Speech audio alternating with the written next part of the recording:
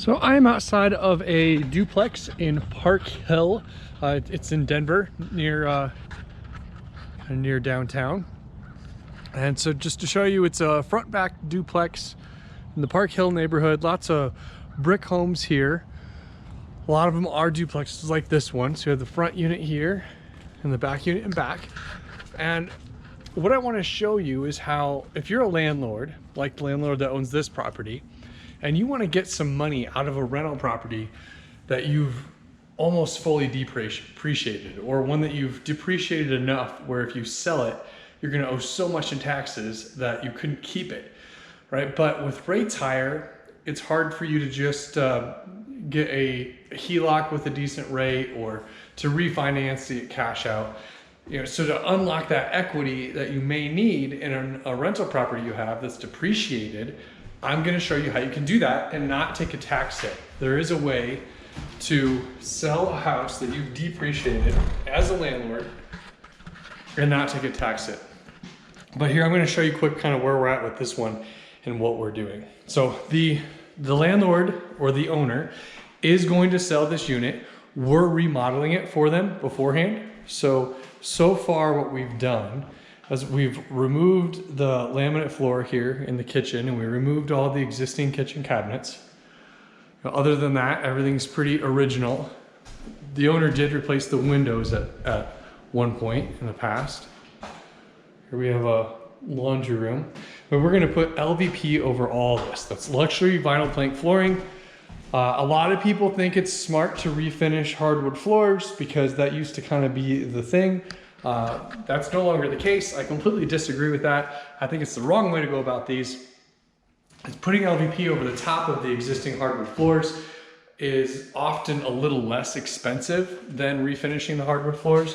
It'll look nicer when it's done, because if you refinish these floors, everything's got to be sanded down.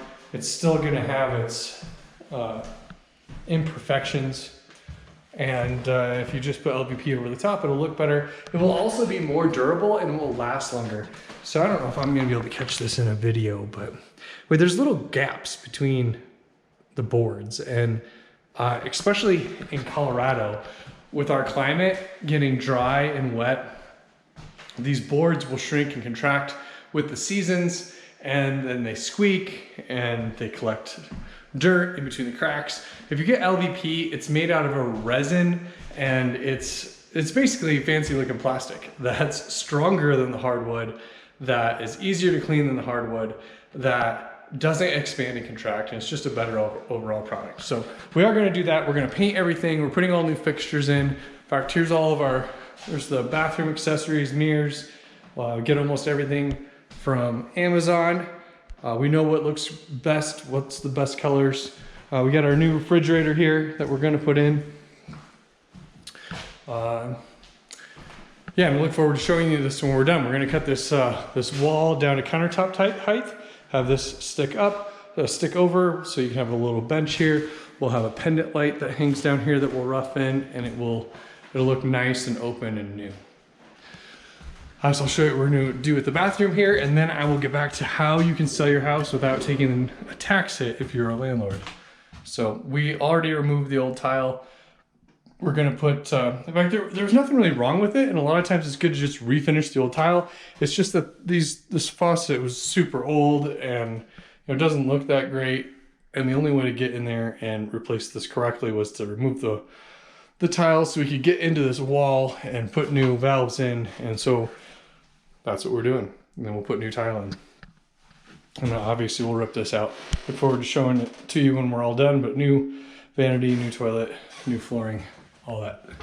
We'll be doing, it will look very nice. We're not gonna replace the doors. We're gonna paint them white. We're gonna put new door hardware on, and it will give us a really nice upscale look.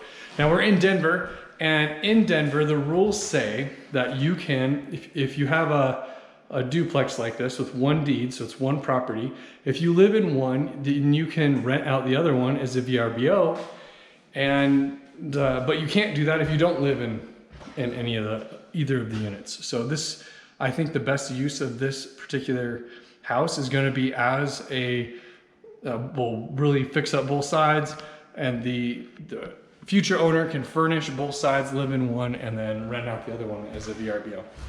Anyway, here's how so that's what we're doing, we're renovating it, then we're gonna sell it, so we're gonna sell it for a higher price. The owner will then reimburse us for the construction at closing.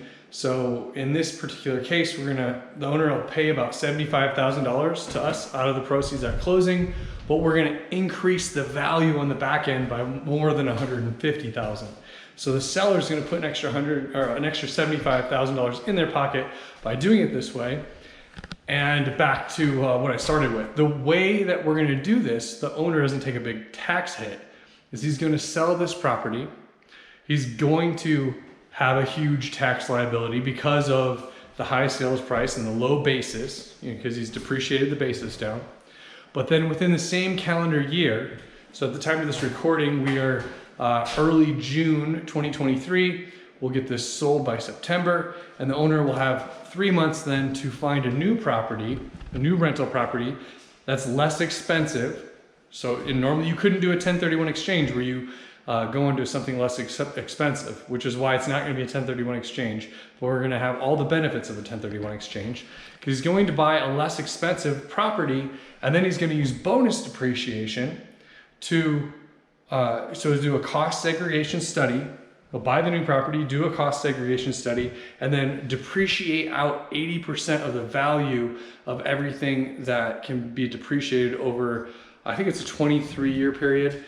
So in the cost segregation, they'll break out the parts of the building that get depreciated over a longer time period and the parts that get depreciated over a shorter time period. And basically what it ends up being is about half the value of the house in most cases. You can bonus depreciate out all in 1 year. So yes, you have this huge taxable gain from selling this property, but then you go buy a less expensive one so you can pocket some of your equity from the difference of the two sales prices, right? And then you bonus depreciate out a bunch on the new property in the same calendar year. And now when you go to do your taxes, you have this huge depreciation to offset your huge gain, and you owe nothing in taxes. Essentially what you're able to do is a 1031 exchange into a lower priced property just by structuring it right.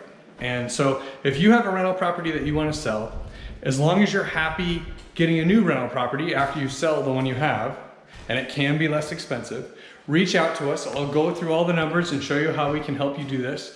And we can get it done here, hopefully by the end of this year still, if you reach out quick. That's the only thing, you can't do it in the last part of a year. You either have to do it, you gotta start this process, I'd say, by August in order to pull it all off.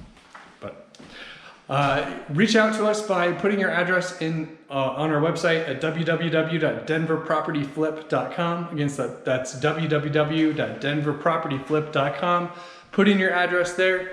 We'll set up a time to come check out your house and go over all your options. Thanks for watching.